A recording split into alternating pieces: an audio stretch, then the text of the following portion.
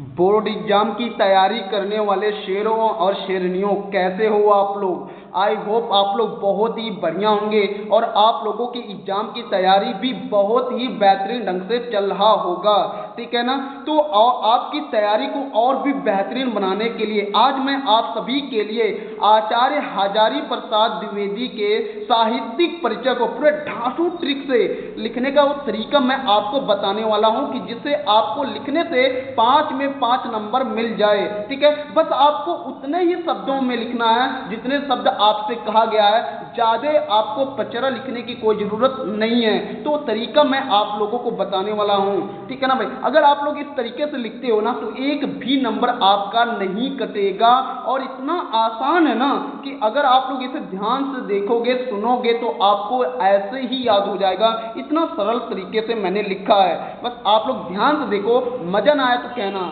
ठीक है ना भाई। चलिए शुरू करते हैं बिना देरी किए हुए आचार्य हजारी प्रसाद द्विवेदी के साहित्यिक परिचय को। एक बात मैं बार बार कहूंगा कि भाई आप बोर्ड एग्जाम में बस उतना ही लिखो क्योंकि समय कम होता है, ज्यादा तो होता नहीं है, तो आप उतना ही लिखो ना जितना आपसे कहा जाए। तो ढांसू ट्रिक मैं आपको बताने वाला हूं कि साहित्यिक परिचय को चुटकियों में कैसे लिखें, किस तरीके से लिखें कि भाई ज्यादा रट्टा ना मारना पड़े। हमारे साथ तो इतना ज्यादा लिखवा चुके हैं भाई, इतना नहीं लिखना है मेरे लाल, ठीक है ना। जितना मैं बता रहा हूं उतना ही आपको लिखना है। तो चलिए बिना देरी किए अपने फटाफट टॉपिक पे आते हैं, ठीक है ना भाई। सबसे पहले हम छोटा मोटा एक लिखेंगे संक्षिप्त परिचय, छोटा मोटा, ज्यादा नहीं कुछ करना भाई, छोटा मोटा है, बस इतना ही लिखना है, इससे ज्यादा कुछ लिखने की जरूरत नहीं है। जो आप बड़े बड़े संक्षिप्त परिचयों को देखते हो, जीवन परिचय देखते हो, साहित्यिक परिचय देखते, ऐसा आपको कुछ भी नहीं करना है। तो जो तरीका मैं बता रहा हूँ वो बस लिखो। सबसे पहले आप लिखेंगे जन्म। इनका जन्म कब हुआ था भाई, तो इनका जन्म जो है वो 1907 ईस्वी में हुआ था। कब हुआ था भाई, 1907 में। कहाँ पर हुआ था भाई, तो दुबे के छपरा मतलब में हुआ था, जो कि यूपी के बलिया जिले में है। इनको सम्मानित किस चीज से किया गया है, तो इनको पद्म भूषण से सम्मानित किया गया है। अगर हम इनके मृत्यु की बात करें तो इनकी मृत्यु सन 1979 ईस्वी में हो गया था, ठीक है। अब बात करेंगे, बस इतना ही लिखना है मेरे लाल, इससे ज्यादा कुछ लिखने की जरूरत नहीं है। मैं कह रहा हूं पूरे दावे के साथ 101% की गारंटी है भाई कि आपको बस इतना ही लिखना है। बस इतना लिखने से आपको 5 में 5 नंबर मिल जाएंगे ही जाएंगे, ठीक है। चलिए अब आगे शुरू करते हैं कि डॉक्टर हजारी प्रसाद द्विवेदी हिंदी साहित्य के प्रख्यात निबंधकार, आलोचक और उपन्यासकार थे, ठीक है भाई। तो आप समझ रहे हो ना कितना सरल भाषा का मैंने प्रयोग किया है। और सरल भाषा तो है ही, साथ में मोस्ट इम्पोर्टेंट जो हमारे शब्द होने चाहिए उन शब्दों को मैंने पूरे गहराई के साथ लिखा है। इन्होंने अपनी रचनाओं में भारतीय संस्कृति और इतिहास का अद्भुत समन्वय किया है। इन्होंने विश्व भारती और अभिनव भारती जैसे संस्थानों में महत्वपूर्ण योगदान दिया।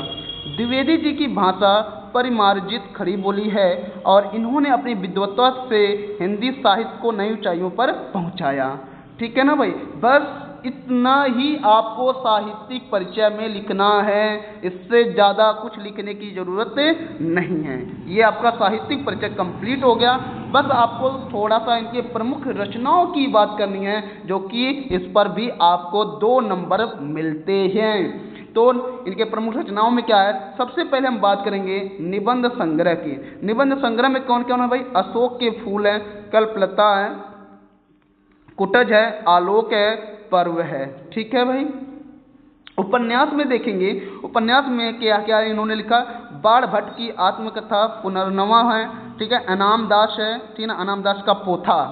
आलोचना में शुद्ध सूर साहित्य, क्या सूर साहित्य और कबीर। बस इतना ही आपको इनके साहित्यिक परिचय में लिखना है, ठीक है। और इससे ज्यादा कुछ लिखने की जरूरत नहीं है, क्योंकि जितना आपसे पूछा जा रहा है बस उतना ही आप लिखो, उससे ज्यादा लिखने की जरूरत कुछ नहीं है।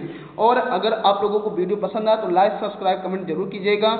और हाँ भाई, आप लोगों को, आप बोर्ड एग्जाम की तैयारी कर रहे हो तो आप लोगों को बहुत सारी दिक्कतें होती हैं, बहुत सारी चीजें समझ में नहीं आता है। तो अगर आप लोगों को किसी और भी विषय पर, किसी और मोस्ट टॉपिकों पर, किसी भी चीज से समस्या अगर है तैयारी में आपको, तो आप कमेंट में जरूर बताइएगा।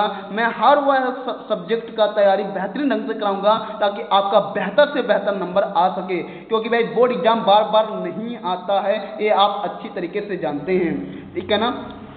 तो बोर्ड एग्जाम की तैयारी में कोई कमी ना रह जाए। तो भाई देखो, कहते हैं ना कि नंबर से यार कोई फर्क नहीं पड़ता है। हाँ जी, बिल्कुल नहीं पड़ता है फर्क, लेकिन आपको फर्क पड़ना चाहिए, क्योंकि उस नंबर से आपके माँ बाप का गर्व से सीना चौड़ा हो जाता है। इस नाते नंबर भी बहुत ज़्यादा मायने रखता है, ठीक है। इस बात को अच्छी तरीके से ठान करके और अपनी तैयारी को बेहतर ढंग से करो। और हाँ, किसी भी तरीके से कोई भी दिक्कत हो तो आपका परिवार, आपका साथी, मेरा बोर्ड आपके साथ हमेशा हर पल खड़ा है आपके साथ, जब तक आपका बोर्ड एग्जाम कंप्लीट नहीं हो जाता है। तो अगर आपको किसी भी चीज़ में कोई दिक्कत रहा हो, परेशानी हो, तो आप कमेंट में जरूर बताइएगा। आज के लिए इतना ही, धन्यवाद। और अपने दोस्तों के पास ज़्यादा से ज़्यादा शेयर कीजिएगा।